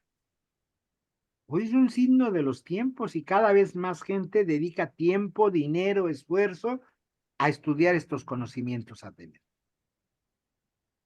Cada vez uno encuentra, yo me da mucho gusto gente con estos saberes y dialogando y todo. Esto es saber ver en medio de la oscuridad precisamente. Y dentro de esto, pues es aplicar la hermenéutica de lo sospecha. Es un signo de los tiempos. La interpretación, esta hermenéutica, pero desde la sospecha. Sospecho que no todo está en el consciente, hay mucho en el inconsciente. Sospecho que hay textos patriarcales. El Dios bíblico no es patriarcal, pero los que escribieron los textos sí. Entonces tengo que hacer una relectura de esto desde un lente diferente, no misógino, no machista. El arte de plantear preguntas es una hermenéutica de la sospecha, es un arte plantear preguntas. Hay que perder el miedo, solo conoce y aprende el que pregunta. Si el profesor se enoja, pues no es su vocación, profesor. Ya Fernando se tiene que ir, ya acabamos en un ratito pronto. Que estés bien, qué bueno que nos pudimos encontrar este día. Pues ese es el arte de plantear preguntas precisamente. Preguntar, digo, hay profesores que se enojan, no es buen profesor, no es su vocación. Tiene que decir una y otra vez, y esa es tu vocación pedagógica, es acompañar a un grupo. Tienes que tener ese arte. De una manera, de otra manera. Digo, es una vocación. No cualquier profesionista puede enseñar, puede saber muy bien y resolver cosas, pero compartir es una vocación. Dar clases de esa materia, no cualquiera. Y puede saber mucho la persona, pero tiene que tener esa vocación de compartir, de escuchar. Sí, hay gente que sabe mucho, pero no puede compartir, se desespera. Empieza a insultar a los alumnos. No seas tonto, que no te diste, eso es algo fácil para ti. No se da cuenta que cada persona tiene parámetros diferentes y tienes que decirlo de una manera, de otra manera. Tiene que ser muy repetitivo en lo pedagógico para que quede claro, usar muchos caminos, vías, ejemplos. Habrá alguien que sin ejemplos entienda, habrá alguien que solo va a entender con ejemplos, le quedará claro. Entonces, es todo un asunto el arte de plantear preguntas, que es aquello que está en el reverso de la historia. No es aceptar pasivamente lo que se nos dice, lo que se nos enseña, lo que se nos predica. Hacer preguntas aún a los textos sagrados. Decía Rubén Alves, perdón. No, digo, claro. Sí. Decía Rubén Alves, un pastor presbiteriano y poeta de los iniciadores de la teología de la liberación, un brasileño. Rubén Alves decía, conocer es el acto más subversivo de la especie humana. Quien conoce ya no es igual, ya no es el mismo, ya no lo marean. Por eso decía, atreverte a conocer es el acto más subversivo. Te cambia, ya no es la... Por eso las instituciones no quieren que conozcas, que te abras al conocimiento. Porque ya no te van a poder controlar ni marear. El acto más subversivo de nuestra especie es el conocer. Y Buda lo tenía claro. El conocimiento te salva de la ignorancia. Lo más terrible es la ignorancia. Aunque se te rompa la burbujita, hay que salir, mirar, conocer, observar. Y esto se logra con muchas preguntas. Por eso es un arte, el arte de plantear preguntas. Y esto nos lleva a otro puntito dentro de la espiritualidad de la resistencia. Tener la mirada holística. Todos los saberes son necesarios en el asunto espiritual. Entre más sepas de más cosas, tu mirada va a ser amplia. Lo holístico es todo. Todo está interconectado. No es que solo soy especialista en esto. Qué bueno que de eso sabes mucho, pero de lo demás tienes que saber para poderlo conectar. Porque cada día el mundo es más especializado y nomás sabe de eso. No, la mirada es holística. Todo está conectado con todo. Hay que integrar aún las contradicciones, la armonización de los contrarios, de los saberes. Qué bueno que tiene ciencias, método científico, pero no está peleado con el método simbólico, con las narraciones, los cuentos, los ritos. El mundo simbólico es riquísimo. Y alguien que no es holístico dirá, no, yo de eso no le hago caso porque yo soy científico. A mí no me vengan con historias. Yo soy científico. Pues está perdiendo muchos saberes, compañero, compañera. Hay que tener una mirada holística. En un cuentito, en una narración puede haber mucha verdad de un pueblo. Mucho, en un símbolo. Pero hay gente que se niega a eso, que sigue con esta mirada del siglo XX, el siglo pasado. Solo el método científico. Y por eso hay gente que le hablas de espirituales y dice, no, eso no es ciencia, no existe, ni me interesa.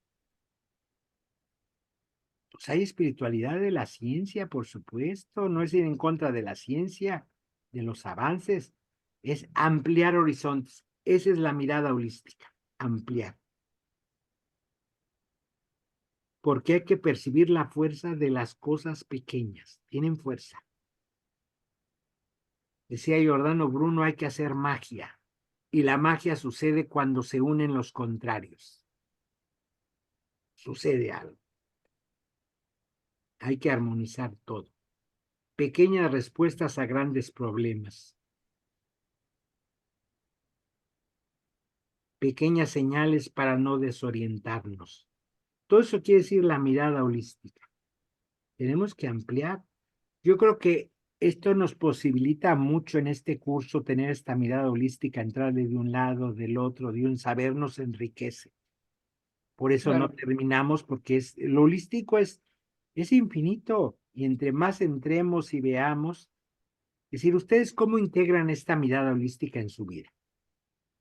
Tienen como una base de lo que saben, que estudiaron o conocen más de cerca, pero hay muchos saberes que se van integrando y para eso uno toma cursos para ir integrando cosas. Todo lo que ofrece allá Alicia, si no hay esta mirada holística, te pierdes. ¿Sí? ¿Qué tiene que ver la numerología con lo que aquí hablamos? ¿Qué tiene que ver tal cosa con... Quien tiene mirada holística puede ir integrando todos estos saberes, no se pierde. Y entre más cursos, pues más integrado va el asunto. Digo, ustedes tienen experiencia en esto, de ir integrando tu propia experiencia, tus saberes, ¿dónde la integras? Y es importante es tu experiencia. ¿Cómo le hacen en esto de la mirada holística? A ver, compartan. Que esto es interesante detenernos. Esta es la espiritualidad, mirada holística. Y es central este tema. ¿Quién nos quiere Bueno, yo siempre he sido muy inquieta y le reviso desde la psicología y en la psicología 25 lugares y le reviso desde la filosofía y le reviso desde la parte espiritual y en una época me fui a ver las principales religiones que hacían, cómo lo veí, cómo lo hacían, desde dónde partían su cosmovisión, el budismo, los sufis, tomé diplomados de religiones, o sea, siempre he sido muy inquieta en ese sentido, ¿no? Y a lo que yo voy es que la verdad es una, punto. Y entonces diferentes autores, diferentes enfoques, diferentes, ¿sí? No para quedarme con el autor, sino con la respuesta que me dé a mí, determinado autor.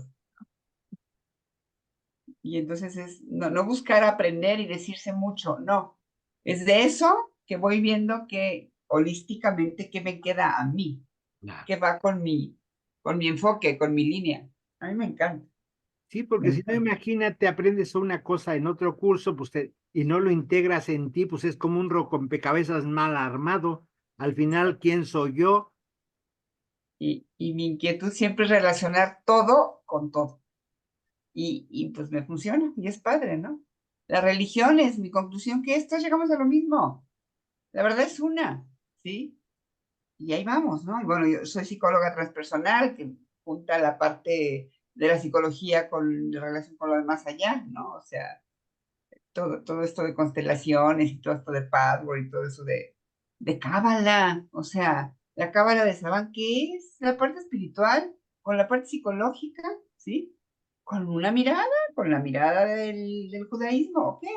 Y lo que tienes que tener que ver exactamente es cuál es la mirada de cada uno. Y buscar el punto común y lo encuentras, ¿eh?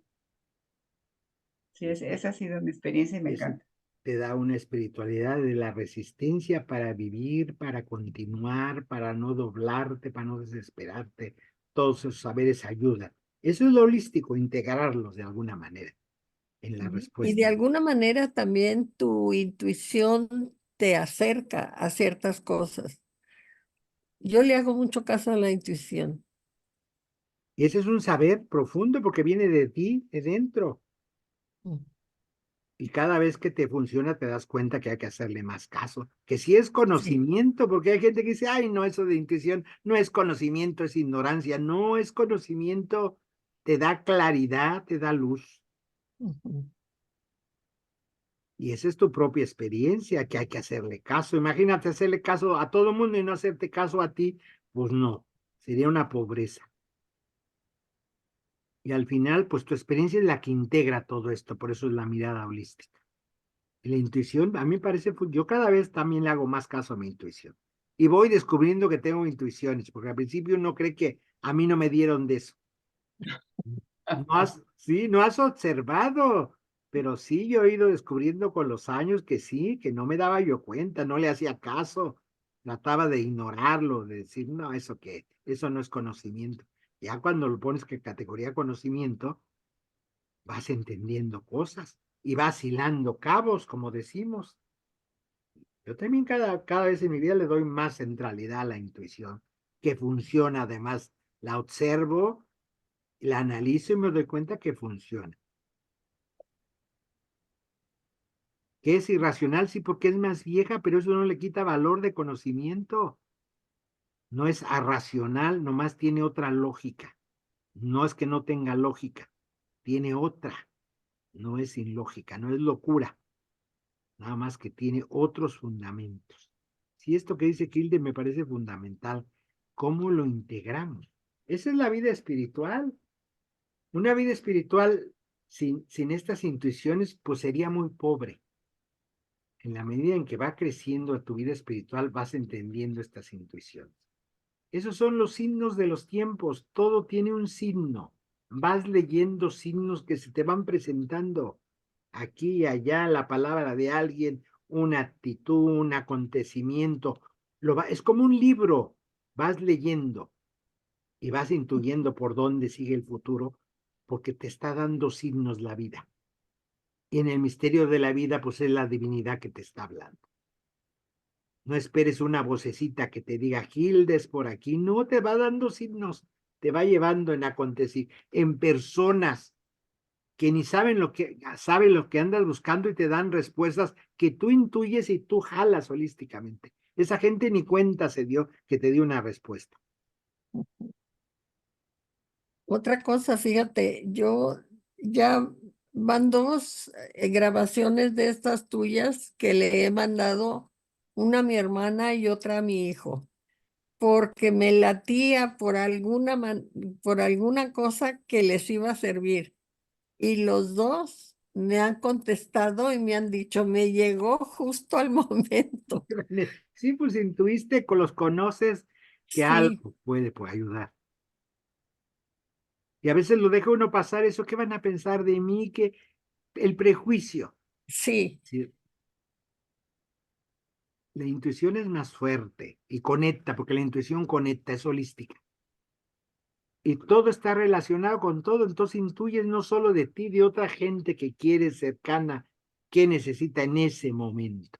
ujú, Ujú. Y uno va intuyendo cosas que es en ese momento o no.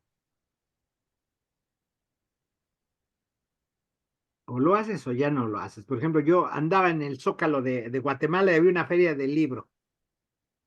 Carpas, ¿qué me meto? Y voy descubriendo uno de los cuadernitos de poesía de la UNAM en Guatemala. mm, Pues yo tengo el librito que le leí hoy de Alay de Fopa, pero este era de los cuadernos chiquititos, antologías de poquitas hojas, de Alay de Fopa. Yo nunca lo había visto en la UNAM, sepa, porque es viejísimo si lo consiga o no. Dije, si ahorita no lo tomo, lo voy a lamentar, porque lo más seguro que voy a llegar a buscar en México y ya no hay. Lo sacaron hace muchos años.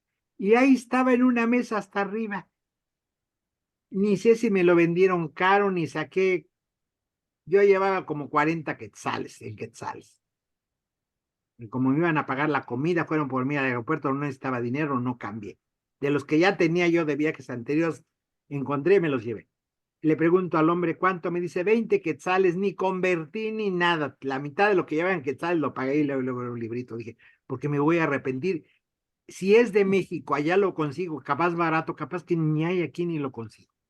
Eso ya aprendí, que si no se hace en el momento, después te arrepientes.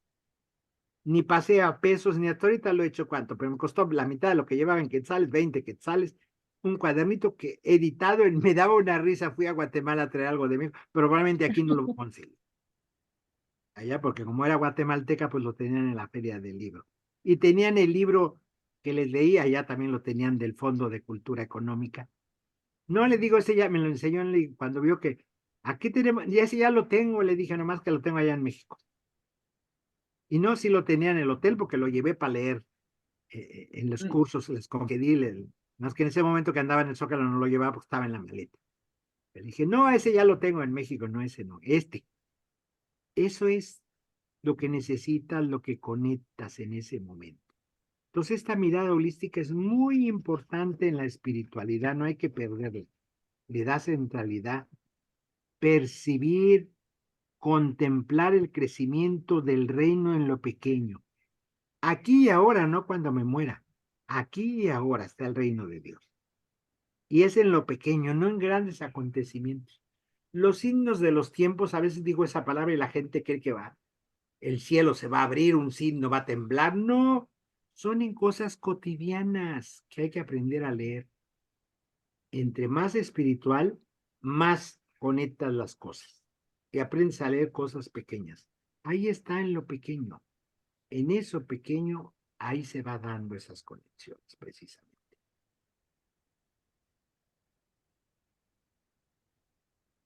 Y les quiero compartir otro poemita de Alay de Fopa, muy bonito, chiquito. Se llama Gracia. No se puede abrazar el mundo con nuestros brazos débiles, ni hacer pasar un río entre las manos. No se puede latir con todo corazón que late, aunque somos hermanos. Ni escuchar podemos el canto secreto. Mas si Dios te ilumina, serás por un momento una pradera en flor abierta al viento de primavera. Es todo el poema, es bellísimo. Si Dios te ilumina, serás por un momento una pradera en flor abierta en primavera. Bello. Y es bellísimo, se llama Gracia, este poema. Por eso vemos un ser espiritual, una gran mujer que vivía esta espiritualidad, porque comprendía estas cosas. En este poema hay una comprensión de la vida, del todo está relacionado con todo. Puedes ayudar, no en lo cotidiano, en ciertos momentos se te da esta gracia, Dios te ilumina y puede ser esa flor abierta. Dice, no se puede pasar por la mano un río. Y sí se puede cuando estás en gracia iluminada. Es bellísimo porque esta es la espiritualidad de la resistencia y de la esperanza. Pues hoy aquí le dejamos buena semana. Yo Muchas pensé, gracias. voy a hablar de esto porque me ayudó mucho lo de Guatemala. Vengo muy contento del corazón, de la espiritualidad. Me fortaleció ver tanta gente con otra mirada, con esperanza, construyendo en medio de las dificultades, por supuesto, que ya en su casa tienen todos los problemas y a veces las desesperaciones, pero en medio de esto se reúnen a compartir, encontrar un pueblo vivo, buscando, me gustó mucho. Ay, qué Quiero bueno. familias completas, muchas mujeres, me abracé con muchas mujeres Me encontré con algunas que han tomado cursos conmigo de otras organizaciones, algunas pocas porque se tomaban fotos, lo que fray. Pues yo no conozco, no me guardo los nombres de todo el mundo. Luego ya me dicen, es que yo tomé un curso en tal lugar, con usted ya nos conocemos y me abrazaban. Digo, fue las menos gente, pero sí encontré gente que ya nos conocíamos de otros cursos. Ujú. Les vamos a decir a las compañeras que lo vimos. Entonces, todo eso da fortaleza, decir, a ¿Cómo los no? años todo está relacionado con todo, le agradecen a uno la presencia, el caminar con la gente, como que tiene sentido. Ya me canso más que voy viendo, porque fue trabajo duro, terminé cansado, pero con el corazón alegre de encontrar y ver que se ha echado al saco roto tantos años de vueltas y vueltas y compartir. Eso Sí, es tu gratificación. sí, sí, mirar gente que mira, que despierta, que sigue trabajando, es muy bonito. Pues seguimos con ustedes igual, por eso aquí estamos Oye, compartiendo. Julián, una pregunta. ¿Fuiste tú solo o ibas con alguien más? No, de México yo solito, con gente que no conocía, que me esperaron en el aeropuerto, por WhatsApp se comunicaban, me mandaron el boleto, lo compraron ellos, y sí estaba una camioneta con un compañero, me llevaron a un hotel que no conocí en el centro de Guatemala, un hotel chiquito, como una casa con 2 patios, muy bonita casa guatemalteca colonial, que a ellos les gusta hoteles chiquitos, no de cadenas grandes. Conocí, me llevaban a restaurantes que no había ido en el mero centro de Guatemala, más caseros, menos de grandísimos, sino más caseritos, pero bien, no, yo de México fui solo. Me contactaron por una amiga en común que le dijeron, y dijo, pues yo conozco a alguien así como el que quieren ustedes, Ujú. que les puede ayudar, porque intuían ellos que podría haber alguien desde la teología que podía ayudarles a facilitar estos procesos. Entonces una amiga les dijo, yo conozco un fraile mexicano con el que he trabajado y me escribió ella, me dijo, ¿les puedo dar su WhatsApp? Porque le quieren escribir, lo quieren invitar a WhatsApp. Sí, y ya después me entrevistaron 2 veces por radio. Como son campesinos, pues es a las 6 de la mañana los programas, porque ya después se van al campo y ya no oyen radio. Entonces, pues a las 5:30 me paraba yo, me peinaba, me ponía frente al Zoom, 2 veces me han entrevistado, vieron que sí respondía un poco a lo que buscaban y ya me hicieron la propuesta para ir ahora y sí, sí, yo solo. Ya los conocí, digo, va a seguir trabajo con ellos, ya nos encontramos, también ellos me conocieron ya en persona. Sí, no, por el medio del telefonito me dijeron, aquí lo esperamos, ya vimos sus fotos, entonces ya sabemos quién es, ya nosotros nos aparecemos en el aeropuerto para llevar. Y sí, ya. Ya tienes tu historia, Julián. Sí, sí, aquí, allá, para bien y para mal, digo. Sí, Lo agradezco a Dios porque pues es Dios el que va tejiendo estas historias. claro. Yo me presto flojito y cooperando para permear. Al final, pues no es uno es un instrumento de algo mayor. Ajá. Sentir eso ayuda mucho, esta espiritualidad holística. Es eso, sentirlo, que va y viene y ves a la gente y dialogando. Yo revisaba los 12 grupos, cómo alegaban y hablaban y andaban. Yo no tenía que estar en un grupo, entonces iba de un grupo a otro viendo el desarrollo de cómo platicaban para después nombraban un secretario y presentaba las conclusiones de cada grupo y yo ya tenía que reaccionar después de los 12 grupos, como hilar todo lo que dijeron los secretarios y darle un sentido teológico a aquello. Pues buen trabajo, me gustó mucho y ahí seguimos. Pues buena semana. Qué padre. Igualmente, Igualmente. felicidades y buena semana. Estuvo muy Adiós. padre. Nos vemos. Bye, Hilde. Vaya. Adiós. Alicia. Gusto de Bye. verte. Bye. Igualmente. Bye.